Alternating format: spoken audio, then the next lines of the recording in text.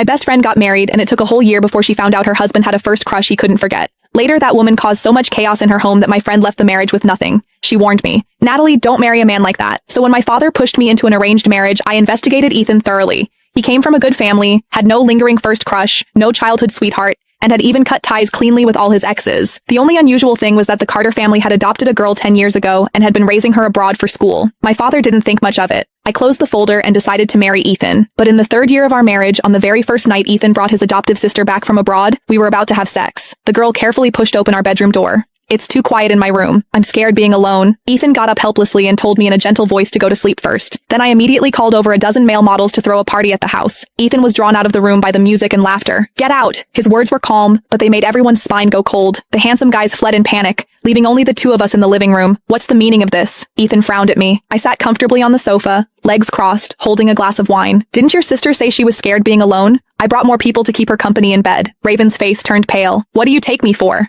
I smiled brilliantly, enunciating each word. "A shameless homewrecker who seduces her own brother." Ethan's expression turned cold instantly. "Natalie." Raven's eyes reddened, trembling with anger. "What right do you have to say that about me? Everyone knows you used to be a player. If it weren't for the marriage arrangement between our families, my brother would never have married a woman like you."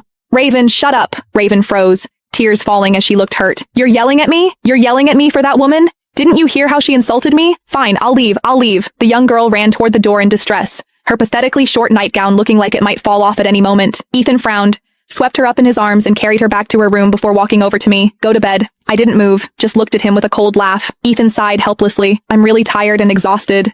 Can you please not make a scene? Did you hear what your sister said?" Raven is still young and spoke without thinking. I apologize on her behalf. He forcefully pressed me down on the sofa and kissed me like a punishment, his voice low and husky. "Natalie, do I need to remind you that you're married to me now?" I laughed, but my eyes reddened, and even my voice trembled involuntarily. "But don't you forget, who dragged me out of bars again and again, who shamelessly claimed to be my fiancé, who desperately insisted on marrying me." Ethan pulled me into his arms. "It was me. I had to have you and no one else." I pushed him away coldly and slammed the door shut with a bang. "Ethan, it's either me or her. Make her leave tomorrow." The next morning, Raven was wearing Ethan's shirt, cheerfully greeting me at the dining table. "Hi, good morning." I froze instantly. In our 3 years of marriage, Ethan had never set foot in the kitchen. But there he was, wearing an apron, making soup. "Come try it. My brother's chicken soup is delicious. Whenever I'm feeling down, one sip of his soup makes me feel better instantly." And Ethan acted like nothing had happened. "You're up? Come sit." I took a deep breath, forcibly suppressing the anger and pain surging in my chest, and immediately called my new assistant. "Prepare breakfast for me and have it on my desk by 9 sharp. I turned and left without hesitation. Behind me, I heard Raven complaining. "I was trying to make peace with her and this is how she acts." "Fine, don't eat it. You made it for me anyway." On the way to the office, I contacted my brother. "I want a divorce." "Are you joking?" I gripped my purse tightly. "I'm not joking," my brother asked in disbelief.